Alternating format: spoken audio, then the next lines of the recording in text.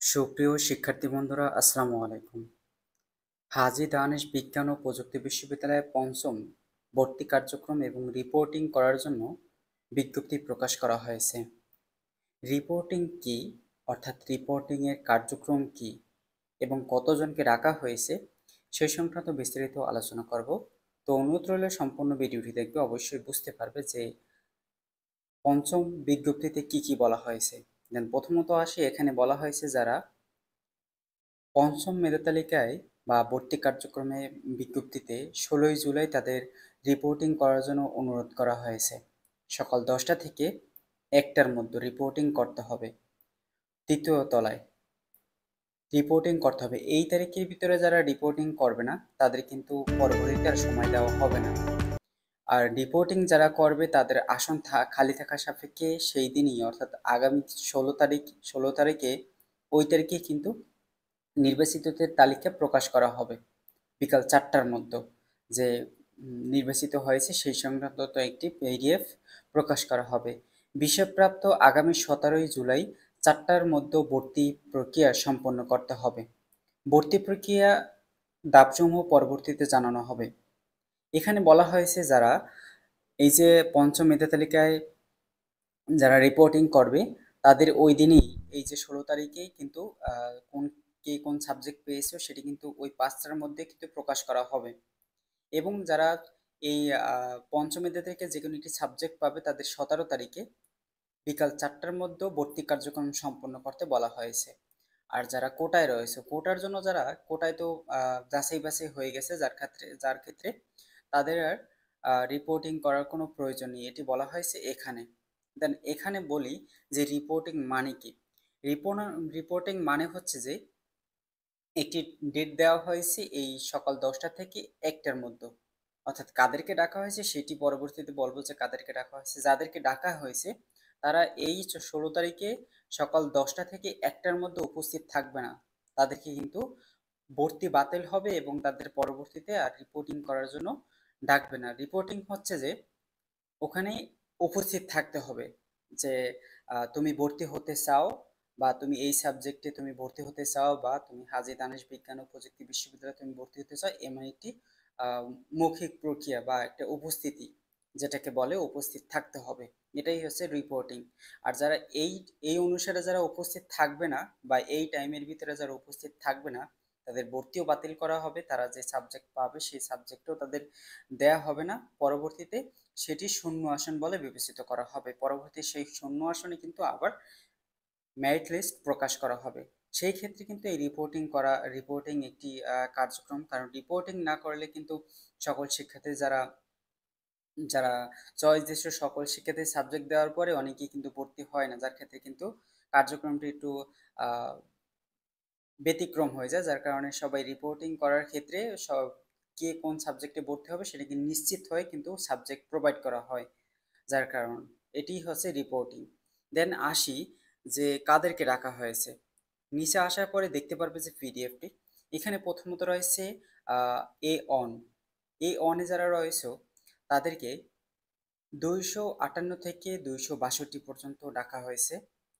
Reporting এর জন্য ডাকা প্রার্থীদের নামকরণ মেধাক্রম, এই মেধাক্রমের ভিতরে তাদের রিপোর্টিং করতে হবে। আর এ টু সর্বশেষ এখন পর্যন্ত ২৫৬ পর্যন্ত গেছে। তো এই এ টুতে এখন পর্যন্ত আসন ফাঁকা আছে। আসন ফাঁকা থাকা সাপেক্ষে তার থেকেও বেশি রিপোর্টিং করছে। আসন খালি থাকা সাপেক্ষেও তার থেকে বেশি রিপোর্টিং করছে, যার কারণে নতুন করে কাউকে ডাকা হয়নি। এ থ্রির ক্ষেত্রেও এই একই প্রযোজ্য, যেখানে সর্বশেষ ১৪৭ পর্যন্ত মেরিট থেকে সাবজেক্ট পেয়েছে, অর্থাৎ মেধাক্রম থেকে সাবজেক্ট পেয়েছে। এ অন থেকে ২৫৭ থেকে সাবজেক্ট পেয়েছে। দেন বি অনের ক্ষেত্রে একই, যেখানে রিপোর্টিংয়ের শিক্ষার্থীর সংখ্যা হচ্ছে ১৯ জন এবং সর্বশেষ ৪১২ থেকে সাবজেক্ট পেয়েছে। আসন ফাঁকা আছে ৩টি এখনো বি অনে। বি টুতে ৪৫৫ থেকে সাবজেক্ট পেয়েছে, যেখানে ১০টি আসন এখনো ফাঁকা রয়েছে, যার ক্ষেত্রে ডাকা হয়েছে ৪৫৬ থেকে ৫০৫ পর্যন্ত রিপোর্টিংয়ের জন্য বি টু থেকে। এটি কিন্তু অবশ্যই তোমরা মাথায় রাখবে, বি টু এবং এ অন থেকে ডাকা হয়েছে। বি3-এর ক্ষেত্রে একই প্রযোজ্য, 437 পর্যন্ত সাবজেক্ট পেয়েছে, তা কাউকে ডাকা হয়নি। কারণ একটি সাবজেক্টে একটি আসনে 9 জনকে 9 জন রিপোর্টিং করছে। এখন কাকে ডাকা হবে সেই সময় তার জন্য কিন্তু নতুন কাউকে ডাকা হয়নি। তো অন এ বিজনেস স্টাডিজ যারা রয়েছে তাদের 231 থেকে সর্বশেষ সাবজেক্ট পেয়েছে, যেখানে আসন একটিও নাই। 10টি আসন, 10টিতে রিপোর্টিং করছে, 10 জন শিক্ষার্থী রিপোর্টিং করছে। উক্ত শিফটে কোনো আসন খালি থাকা সাপেক্ষে কোনো কাউকে নতুন করে পরবর্তীতে আবার ডাকা হবে। যদি আসন ফাঁকা থাকে সেই ক্ষেত্রে আবার ডাকা হবে। অন থেকে আসন খালি থাকা নাই বলেই পরবর্তীতে আবার ডাকা হবে। সি2-তে যারা সায়েন্স এবং হিউম্যানিটিসে রয়েছে তাদের 189 থেকে সাবজেক্ট পেয়েছে সর্বশেষ। তো এখনও 7 জন রিপোর্টিং করছে, একটি সাবজেক্টে ফাঁকা নেই, যার ক্ষেত্রে পরবর্তী শূন্য আসন যদি থাকে তো পরবর্তীতে আবার ডাকা হবে। সেক্ষেত্রে কিন্তু এখানে এই পিডিএফে বলা হয়েছে। দেন আসে ডি অনে সর্বশেষ সাবজেক্ট পেয়েছে 236 থেকে, যেখানে 4টি আসন এখনো ফাঁকা রয়েছে, আর রিপোর্টিং করছে 8 জন, যার ক্ষেত্রে 4 জন বেশি করায় কাউকেই ডাকা হয়নি, নতুন কাউকে ডাকা হয়নি। বেশি কাউকে ডাকা রিপোর্টিং করছে বলেই কাউকে ডাকা হয়নি। এখন আসি যে ডি2 হিউম্যানিটিস থেকে যারা রয়েছে সর্বশেষ 63 থেকে সাবজেক্ট পেয়েছে, একটি আসন এখনো ফাঁকা রয়েছে, 2 জন রিপোর্টিং করছে, যার ক্ষেত্রে কাউকে ডাকা হয়নি। একজন বেশি করায় নতুন কাউকে ডাকা হয়নি। তো ডি2-তে সায়েন্স এবং বিজনেস স্টাডিজ যারা পরীক্ষা দিয়েছে ডি2-তে সর্বশেষ 152 থেকে সাবজেক্ট পেয়েছে, 4টি আসন এখনো ফাঁকা রয়েছে, 8 জন রিপোর্টিং করছে, অর্থাৎ 8 জন উপস্থিত থাকছে। তার ক্ষেত্রে পূর্বে রিপোর্টিংকারীদের প্রার্থীদের সংখ্যা আসন থেকে বেশি থাকায় তাদের নতুন কাউকে ডাকা হয়নি। দেন ব্যাচেলার আর্কিটেকচার, যার ক্ষেত্রে 55টি আসন, 55 থেকে সাবজেক্ট পেয়েছে, সর্বশেষ একটি আসনও ফাঁকা নেই, 22 জন কিন্তু রিপোর্টিং করছে এই সাবজেক্টে, যার ক্ষেত্রে এখানে কিন্তু একটি আসনও ফাঁকা নেই। এখনো কিন্তু নতুন কাউকে ডাকা হয়নি, এই 22 জন রিপোর্টিং করছে, পরবর্তী যদি শূন্য আসন থাকে তাহলে এই 22 জনের ভিতরে ডাকা হবে।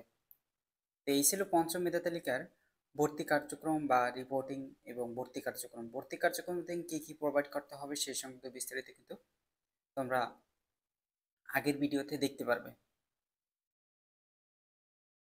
এখন আসি যে ষষ্ঠ মেধা তালিকায় কী সাবজেক্ট পাবে বা ষষ্ঠ মেধা তালিকায় কী ডাকা হবে।